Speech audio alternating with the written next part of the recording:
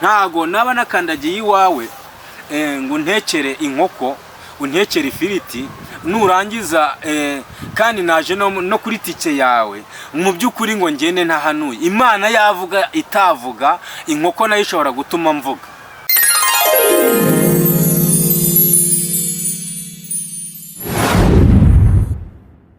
Bakunzi ba Ishyaka Media, tubanje kubasuhuza. Nkuko mubizi tubazanira abantu benshi batandukanye hano kuri channel yacu Ishyaka Media. Wowe rero udukurikiye kanda subscribe kugira ngo ibiganiro byacu bikugereho ku gihe, bikugereho mu bambere.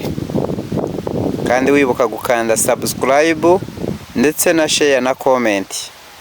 Yes, ngiye mwumva rero ni Mushimiyimana Innocent. Nk'abandi kumwe n'umunyamuhamagaro Joshua. Tukaba tugiye kuganira ikiganiro cyiza cyane. Yes, Joshua, bimeze bite? Turashima Imana n'abantu. Yego. Naho batarabayose. Ubundi Imana iravanga abayo yabamenye kera. Urumva niba uri mu mare w'Imana yamenye kera, ukiri urusoro mu nda y'umubyeyi wawe, iturize. Yes. Aha rero dufite ikiganiro kimeze neza, ariko ndatangira nkubaza ati ese nk'umunyamuhamagaro ubushize watubwiye ko uri umuvugabutumwa. Yes, icyo kiganiro rero ndatekereza uko biri kose benshi bajya bavuga ngo ikiganiro ngo abanyamakuru ngo turabanza tukagitegura ngo tukagitegurana nabo tugiye kuganira, ariko ndabwira abantu badukurikiye ko ikiganiro kiri live, ntabwo ari cya kiganiro babanza gutegura ngo tuvuge ngo ese iki kiganiro ko mwagiteguye mukagitegura uburyo ubu n'ubu, ariko noneho iki kiganiro ndumva kiri live kuko uyu Joshua umunyamuhamagaro ndatekereza nibwo duhuye iki kiganiro tugiye kukiganira. Yes, Joshua, nk'umukozi w'Imana ufite umugore cyangwa uri umusore? Oya, ataza kugira n'umbona akagira ngo ndacyari ku isoko. Ntago nkiri ku isoko ndetse nta nubwo nkiri kwisezerano ry'urugo, ibyo byose Imana yarabikemuye. Yes, abakunzi bacu rero ubu ngubu hari abakobwa bamaze kugera muri ya myaka yo hejuru bari batangiye kuvuga ati se uyu muntu buriya nta kuntu twaza kubona akanimero kiwe.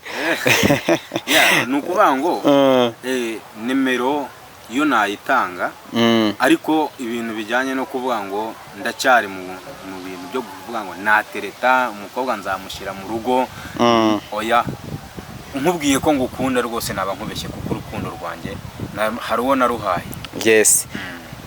Aha, nk'umunyamuhamagaro rero ubwo ngiye gutangira nkwibarize tuganire. Ese mu by'ukuri urabona muri iyi minsi hariho icyorezo cyangwa se icyo twakwita ikibazo ku bantu bafungiye insengero, ariko tugarutse inyuma gatoya hakaba hariho abavugabutumwa, abapasiteri, abahanzi, abahanuzi. Abo bose ni abantu basa nkaho bafite icyo bahuriyeho, bahuriye ku ijambo ry'Imana, bahuriye ku ivugabutumwa.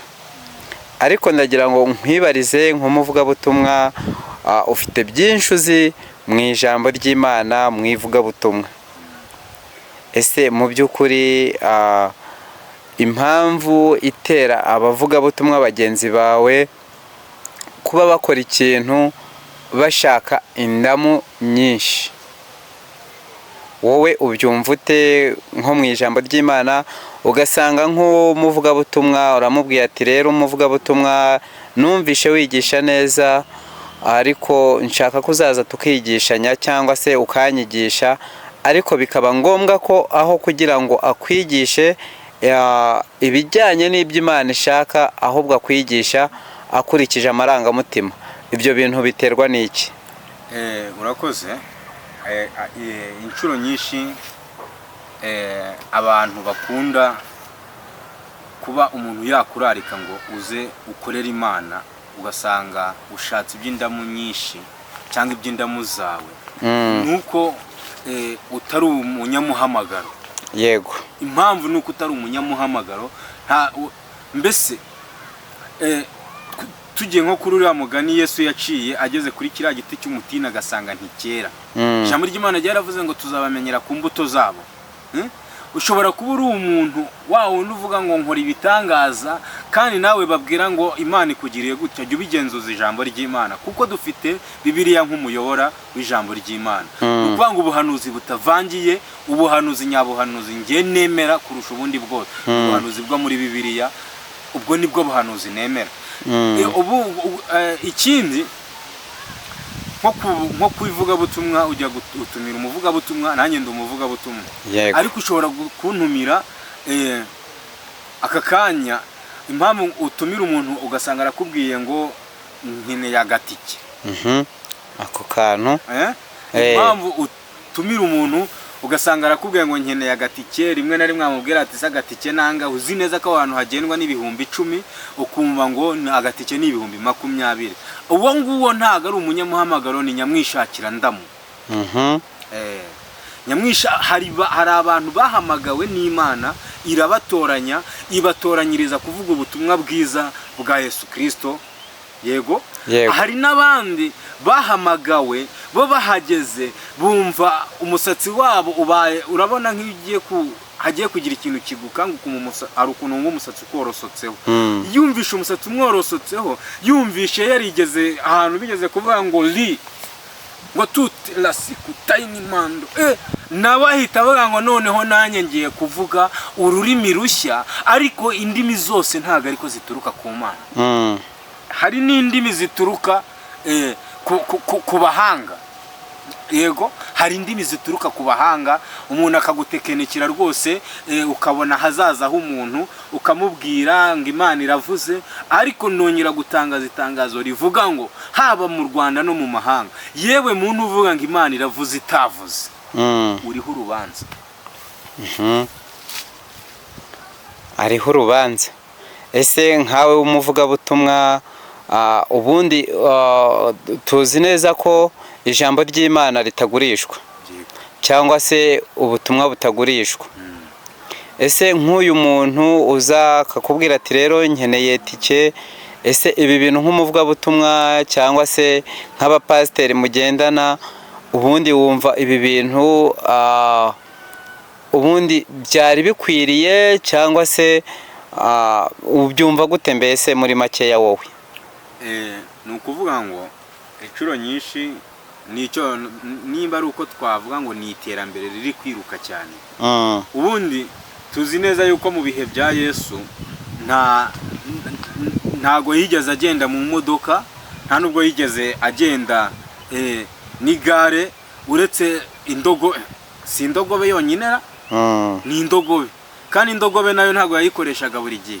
Ikintu rero kiri gutuma muri iyi minsi abantu binjira mu muhamagaro, bamara kugera mu muhamagaro bakabivanga, ni ukubera ko abantu bamara kugera mu muhamagaro ukajya akabona abonye nk'umuntu uri nko mu mahanga, agahita amuhamagara akamubwira ati se iyi nimero yawe iri kuri WhatsApp, yego bimeze gutya, funguza agakonti, akamukubitiraho nka 500, agahita avuga ngo uko byagenda kose ngiye guhanura. Mu by'ukuri uruhande rumwe bariya abantu mu buryo bw'umubiri nge ndabumva, ntago naba nakandagiye iwawe ngo untekere inkoko, untekere ifiriti, nurangiza kandi naje no kuri tike yawe, mu by'ukuri ngo ngende ntahanuye. Imana yavuga itavuga, inkoko nayo ishobora gutuma mvuga. Buri hari ukuntu Imana ishobora gutuma ntavuga, ariko bitewe nuko wanyakiriye kandi uzi neza yuko ndi umuhanuzi, n'ubundi ntuwe ibyo mpanura bisohora. Ntago ngiye navuze, sinzi umwami umwe muri Bibiliya bahanuriye, abahanuzi benshi bamuhanuriye ngo ese ngo nutabara ngo uzatabarukana amahoro. Ahari umuhanuzi umwe Elisa niwe batumiye, baramubwira ngo ngwino tubwire, ese umwami natabara azatabarukana amahoro? Nawe nubwo babwica aravuga ngo azagwa aho ngaho. ese mu by'ukuri urumva ko kuba wagiye gusengera uyu muntu cyangwa se yagutumiye akakugaburira, hanyuma kubera ibyo yaguhaye, ibyo yakugaburiye, tike yaguhaye, bikarangira uhanuye Imana itabigutumye ngo uhanure, Imana itavuze. Ese ibi bintu nibidasohora uyu muntu ntago muzagirana ikibazo? Ntago ufitanye urubanza n'uyu muntu gusa uri guhanurira ibintu bitazasohora, ahubwo ufitanye urubanza n'Imana, sibyo? Kuko iyo nda wapakiyemo umuceri ukayipakiramo ifiriti, konte yawe ukaba ufiteho ibihumbi 100 byo kugira ngo wemeze abantu ko ari Imana ikora imirimo n'ibitangaza kuri umwezikoro. Imana umunsi yaje izafata inkota yayo izayifomoza muri icyo gifu cyawe, kandi hawe ntago wazongera no kwibuka. Hanyuma se mu by'ukuri nka twigarukire hano kuba vuga butumwa b'abahanzi, ese aba bahanzi bo wowe ubyumva gute cyangwa se ubibona ute? Urabona nk'umuhanzi wenda reka dufatire urugero kuri aba bahanzi baba baranditse izina baririmba gospel. Uyu muhanzi mu by'ukuri yahanze ari ukugira ngo avuge ubutumwa bwiza mu ndirimbo, ariko mu by'ukuri kugeza uba aka kanya uramutse uhamagaye nk'umuhanzi runaka wamaze kwandika izina, muhita mujya mu biciro akakubwira ati kugira ngo mpaguruka aha ngaha ngere aho ngaho ugomba kuma ibihumbi 100 cyangwa 200 bitewe n'aho umuhamagaye. Ese mu by'ukuri irivugabutumwa ryo urivugaho iki nk'umuntu w'umuvugabutumwa, umunyamasengesho, wowe ubivugaho iki? Aho ngaho nko ku rugero nko ku bahanzi bahimba indirimbo za gospel, nko mu Rwanda umuhanzi nkunda cyane uhimba indirimbo za gospel nkumva zingoye ku mutima ni umuhanzi bita Israel Mbonye. Buriya Mbonye afite impano, iriya ni impano, ntabwo avuga ngo ni ibintu yize mu bitabo, ntabwo avuga ngo ni ibintu ngo n'ubumenyi yakuye kuri ba mwarimu, iriya ni impano ye. Urumva iriya ni impano ye, kuko ubona ko ni umusore ushima Imana kandi ukoresha impano ye neza, icyo bita talent ye neza. Buriya ni ukuvuga ngo wari uvuze ngo ese kuki uhamagara umuhanzi yajya kuza akakubwira ngo kugira ngo nze ni 200,000 ni 500,000 cyangwa se mo kimwe ni miliyoni kugira ngo nze kuvuga ubutumwa aho ngaho mu itorero ryawe. Impamvu ni nyinshi zishobora kubitera, sibyo? Ukuvuga ngo mu by'ukuri ntago uwo muhanzi ni umuhanzi afite umuhamagaro, afite impano yo guhimba indirimbo, ariko ntago afite impano yo kwerekwa ndetse no kurota no guhanura n'iki. Ni ukwanga impano ye ni uguhanga indirimbo. Kandi mu by'ukuri buri muntu ijambo ry'Imana riravuga ngo umuntu azatungwa n'imirimo y'amaboko ye. Ni ukuvuga ngo rero aka kanya ntago ari gukoresha amaboko, ariko ari gukoresha umutwe Imana yamuhaye. Ni ukuvuga ngo niba yarasohoye indirimbo akayishyira hanze, hari ibintu byamusabye kugira ngo iyo ndirimbo isohoke, abantu bayumve ndetse inakundwe. Rero ni ukuvuga ngo muri bya bintu byamufashe kugira ngo ya ndirimbo ikundwe, hari ibyo akeneye kugaruza mu byo yasohoye. Kandi nubwo byaba byaragarutse, akeneye inyungu kuri iyo ndirimbo kugira ngo imufashe hirya y'ejo naramuka agiye gushutinga indi ndirimbo cyangwa se agiye gukora indi ndirimbo. Tubare wenda uyu munsi wakoresheje gitari wenda n'ingoma, iyi ngiyi turirimbiraho kuri Minisiteri Karago, urayibona. Yego. Ejo ukeneye gukoresha sembare, ukeneye gukoresha piano, ukeneye gukoresha ibindi byuma bihenze bikomeye kugira ngo ugendane n'iterambere. Je numva impamvu baca amafaranga gutyo, numva ko nuko baba bagiye gukora ibintu bizabasaba amafaranga menshi. Urumva abakeneye ikintu kizamufasha kugira ngo yongere akore indi ndirimbo. Ariko nk'umuhanuzi uvuga Imana inyuzamo ijambo, Imana iravuze ngo urumva guhanura se bigombera kugura ibyuma. Oya. Wapi? umuvugabutumwa kuvuga ubutumwa bigombera kugura ibyo guhaguruka ugiye kuvuga ubutumwa ukikorera ibyuma, wagenda ufite mikorofone, wagenda ntayo ufite, ijambo Imana yashyize ku mutima wawe cyangwa icyo Imana yashatse ko gikorekera aho hantu kigomba gukoreka mu izina rya Yesu. Ariko ukuma nk'umuvugabutumwa ngo kugira ngo nze ngo urabona ngo ni nk'ibihumbi ngo nka 200, uri umuvugabutumwa nta byuma ukeneye kugura, cyakora ukeneye tuvuga ko ukeneye kunywa amazi mu nzira ujya kuvuga ubutumwa, ariko ntago bivuze yuko umeze nka uri kugurisha inka. Ese biri ngombwa ko uyu muvugabutumwa atabonye iyo tike cyangwa se ayo mafaranga yavuganye n'uwo muntu? Ese ko biri ngombwa ko uyu muvugabutumwa atajya kuba yatanga ubwo butumwa? Ubundi menyereye neza yuko ba Pawulo bavuga ubutumwa bwiza ndetse na ba Yohana nta hantu hatwereka ko bigeze bavuga bandikira nk'ari amatorero ya Efeso, bandikira ari amatorero y'Abafilipi, bandikira ziriya nzandiko zose, ntago bigeze bavuga ngo ahangaha tukeneye agatike ko kugira ngo tuzaze kubabwiriza. Ahubwo barandikaga bavuga ngo bakundwa, dusangiye ubutumwa bwiza buturuka kuri Kristo Yesu. Yego, bakundwa ni ukuvuga ngo mwebwe mwese kuko muhuriye kuri Yesu muri umuryango umwe. Ubwo muri umuryango umwe rero umwe agomba kugira gute kwishakamo imbaraga. Ni ukuri ugiye kuvuga ubutumwa ntago wabura tiki kujyana kuvuga ubutumwa. Yes, wenda turi muri gahunda yo gusoza, reka twigarukire hano ku bapasiteri.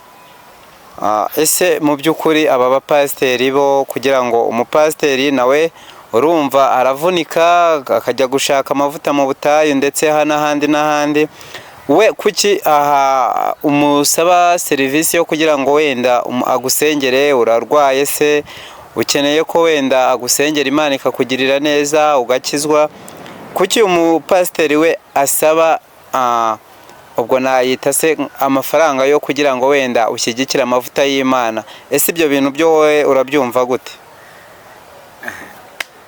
Rega muri iyi si harimo ibintu byinshi. Natangiye nkubwira ngo hari abantu bahamagawe, ariko abahamagawe bose ntago ariko batoranyijwe. Sibyo?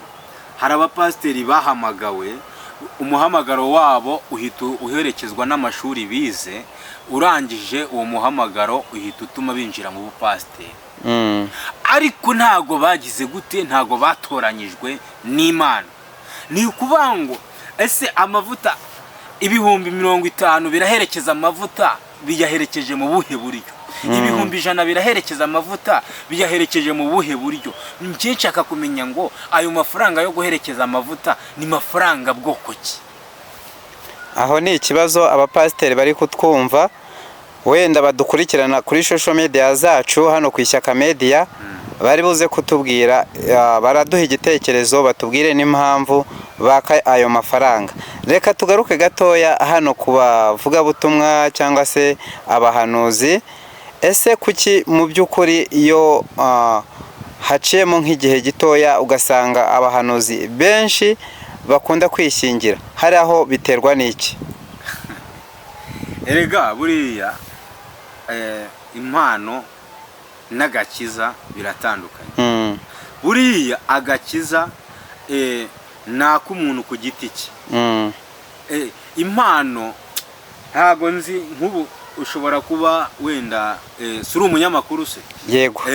Ubu ngubu nuko ngo impano yawe ni ubunyamakuru, sibyo? Ariko agakiza kawe kakurimo nge ntago nkazi, n'ingano yako ntago nayipima. Ariko nshobora gupima impano ikurimo, nkamenya ngo uyu muntu mu makuru akora aracukumbura, arinjirira cyane, akora ibishoboka byose. Aho ngaho nshobora gufata impano ikurimo nkayishyira kuri balance, ariko ntago nafata agakiza kakurimo ngo nkashyire kuri balance. Yego. Yes, bakonzi bacu rero murumva ko ibibazo ni byinshi, ariko kubw'igihe ndabona tuzagaruka ubutaha. Mujye mudukurikirana, mudusharinge, ndetse subscribe zanyu nazo zirakenewe, ibitekerezo ndetse n'inkunga yanyu irakenewe.